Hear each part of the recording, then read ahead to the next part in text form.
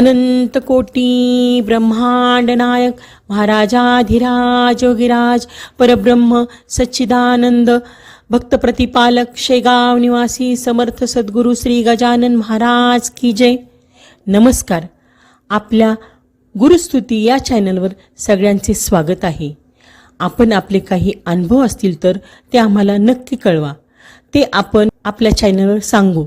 तसेच आपल्या चॅनलवर येणाऱ्या व्हिडिओबद्दल तुमच्या प्रतिक्रियासुद्धा कळवा. तुम्ही आम्हाला कमेंट किंवा डिस्क्रिप्शन बॉक्समधल्या ID वर ईमेल करू शकता. आपल्या चॅनलला सबस्क्राईब करा आणि व्हिडिओला लाईक आणि शेअर करा. धन्यवाद. हा अनुभव आहे नागपूर येथून सौ समृद्धी जोशी या ताईंचा. ताई म्हणतात, गजानन बाबा एक आत्मकथन भाग 1. जय गजानन. गजानन महाराजांच्या विषयीचे हे अनुभव वाचत असताना, ऐकत असताना, लोकांना सांगत असताना माझ्या मनात राहून येत होतं की आपण आपला अनुभव लोकांना कथन करावा का. ते यासाठी की मला स्वतःला असं वाटतं की माझा अनुभव हा अनुभव तर आहे, पण त्याहीपेक्षा ते माझ्या मनातील गुरुचिंतनाचं आत्मकथन आहे. तो एक अनुभव नाही तर ती अनुभवांची शृंखला आहे. मी 10वीत असताना मला गजानन बाबांनी हाताशी धरले. तो आज मी 2 मुलींची आई आहे. नित्यनेमानं आजही महाराजांचं अस्तित्व सभोवताल जाणवतं. त्यातून अगदी थोडं काही इथे मांडण्याचा माझा प्रयत्न आहे. हे मी 3 भागातून मांडण्याचा प्रयत्न करणार आहे आणि मला असं वाटतं की हे 3ही भाग पूर्ण वाचून होतील तेव्हाच माझ्या पूर्ण सांगण्याचं आकलन होईल. उदाहरणार्थ, आपण गजानन विजयच्या 9व्या अध्यायात वाचतो.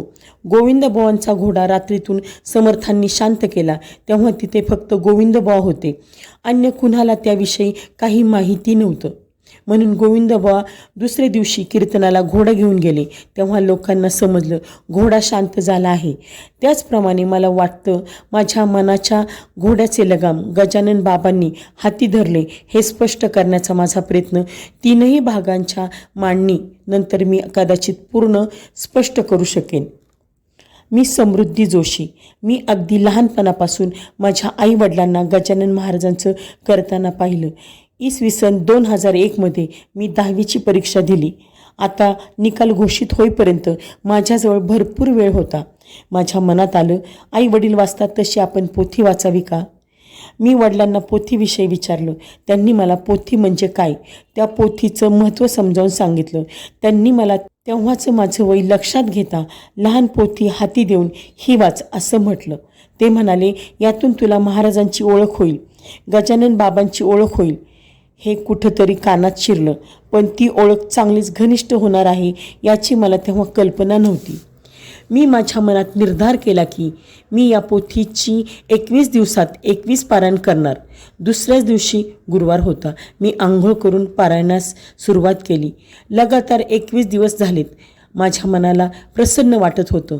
21व्या दिवशी 21व्या पारायणात 21वा अध्याय सुरू झाला. तो संपता मला अचानक ग्लानी आली आणि मी तिथेच आसनावर गाढ निजले. पायाची मांडी मी मात्र निजलेली आणि छातीवर पोथी दोन्ही हाताने धरलेली आणि सुरू झाला माझा स्वप्नांचा दृष्टांत. एक औदुंबराचं खूप मोठं झाड, त्या झाडाच्या पारावर एक पोक्त आणि प्रेमळ गृहस्थ बसलेले आहेत. त्यांनी मला हाक मारून जवळ बोलवलं. म्हणाले, ए बैस बेटा बाजूला. त्यांनी विचारलं, बाळ कसं वाटतं तुला पोथीची 21 पारायण करून. मी म्हणाले, मला खूप छान आणि शांत वाटले. मी विचारले, बाबा तुम्ही कोण.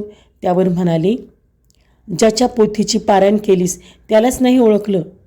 मग म्हणाले, बाळ तुझे काही प्रश्न असतील तर विचार. मग मी त्यांना काही विचारलं. त्यांनी त्याची उत्तरं दिलीत. शेवटी मी त्यांना एक प्रश्न केला, महाराज गुरुमंत्र कसा मिळू शकतो मला. त्यावर त्यांनी माझ्याकडे पाहून स्मित हास्य केलं आणि कान इकडे कर असा इशारा केला. त्यांनी माझ्या कानात एक मंत्र दिला आणि म्हणालेत की मी तुला हा कानमंत्र दिला आहे, त्याचा तू रोज जप कर. या मंत्राला सिद्ध कर. हाच तुझा गुरुमंत्र आहे. आजपासून मी तुला माझे शिष्या म्हणून स्वीकारलं. जेव्हा केव्हा मनापासून तू माझं स्मरण करशील तुला मार्गदर्शन अवश्य मिळेल. असं म्हणून ते अदृश्य झाले आणि मला जाग आली. मी पारायण पूर्ण करून वडिलांना झालेला प्रकार सांगितला. मी केलेल्या वर्णनानुसार त्यांनी मला महाराजांचा एक फोटो दाखवला. मी तो फोटो छातीशी धरून नंतर कपाळास लावून गजानन बाबांना वंदन केलं. वडील म्हणाले, बेटा तू धन्य आहेस. असा अनुभव हजारोत एखाद्याला येईल. त्यांचं ते वाक्य ऐकून माझा आनंद द्विगुणित झाला. मला गुरुमंत्र मिळाला होता.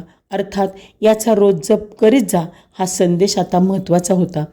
गजानन बाबा रोज आठवीत राहणं, त्यासाठी त्यांचं नाम घेणं ही जबाबदारी आता माझ्यावर आली होती.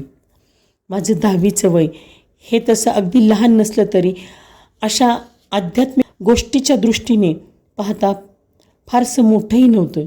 त्यामुळे मनापासून स्मरण केल्यावर मार्गदर्शन मिळेल हे असलं तरी त्यासाठी सतत अनुसंधानात राहून नामजप आवश्यक आहे हे त्या वयात कळण्यासारखं नव्हतं. त्यामुळे गुरुमंत्र मिळाला आहे, मी गजानन बाबांची शिष्या हे जरी खरं तरी कुठेतरी आतमध्ये वाटत होतं. मला खरंच मार्गदर्शन मिळणार, मला खरंच सहाय्य मिळणार. पण या प्रश्नाचं उत्तर 2 वर्षातच गजानन बाबांनी मला दिलं. एक चित्तथरारक अविस्मरणीय असा अनुभव, आयुष्याला कलाटणी देणारा अनुभव मी 12वीत असताना मला आला. आज सांगायला छान वाटतो पण अनुभवायला फार कठीण असा तो अनुभव. कलाटणी देणारा असं मी म्हटलं खरं, पण कलाटणी खरं तर 10वीतच मिळाली. 12वीत गजानन बाबांनी आयुष्यात एक नवीन दालन उघडून दाखवलं. त्या दालनात मी काय पाहिलं ते आपण पाहू पुढील भागात. तोपर्यंत श्री गजानन जय गजानन, श्री गजानन जय गजानन. गण गण गणात बोलते, गण गण गणात बोलते.